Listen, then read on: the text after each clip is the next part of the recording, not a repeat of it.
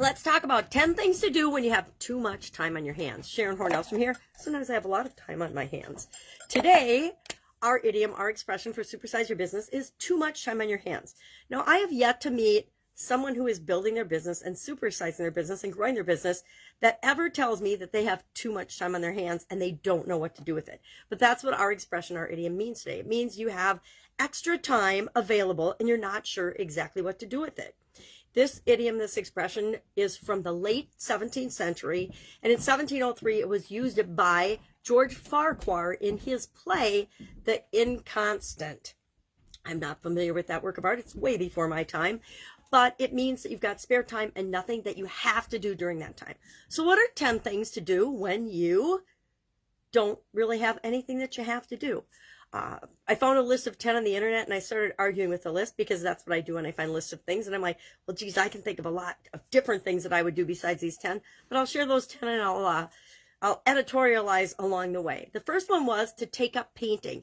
I say take up some kind of a hobby or an activity that's new to you, stretches your comfort zone, or allows you to explore something that you've always been interested in, but you really haven't had the time or energy available to do that. That's what I did when I came from the offline world to the online world in 2017. I'd always been curious about the online internet world, but I'd never really had the time or energy running my other businesses to explore it. So in 2017, I was afforded the opportunity to do that, and I jumped right in to stretch my comfort zone and learn something new. Number 2, we could start a TV show or a podcast. Podcasts are all the rage right now. You could start a video channel, a TV show on YouTube or another platform specific to your area of interest or expertise. Share what you know. Number 3, volunteer your time. Volunteer at a cause or an organization that is important to you, that means something to you. Maybe you're a big brother or big sister. Maybe you volunteer to help hospice patients. My son does that. Maybe you volunteer to help with Meals on Wheels or something, or whatever at an animal shelter, whatever is of interest to you. Volunteer your time and energy to help other people or other beings out on the planet. Number 4, go to the gym. Go get some exercise. Join a gym if you don't belong to one. Number 5, make meals for the week ahead. Meal prep. Meal prepping is a great way to spend extra time and to save time later on in the week for when you do have not enough time on your hands.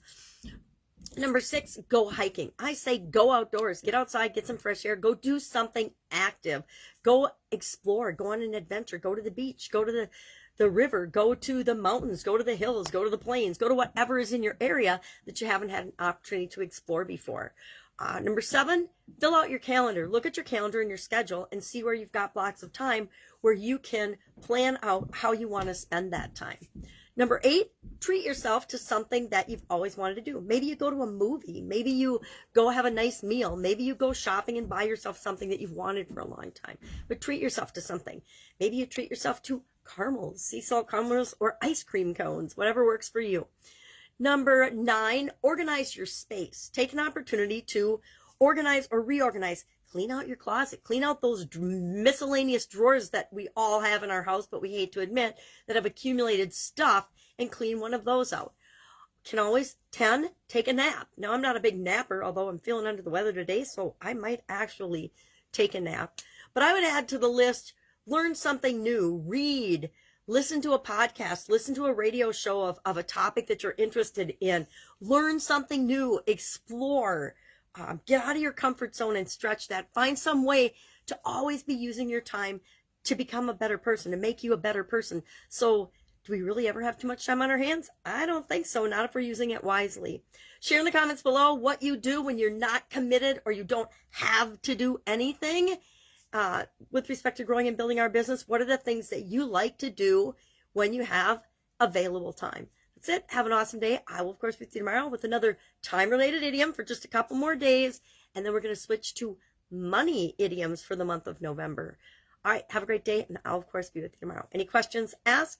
Otherwise, that is our idiom today. What does it mean? Where does it come from? And how might you use it in your life and maybe even in your business today? Have a great day.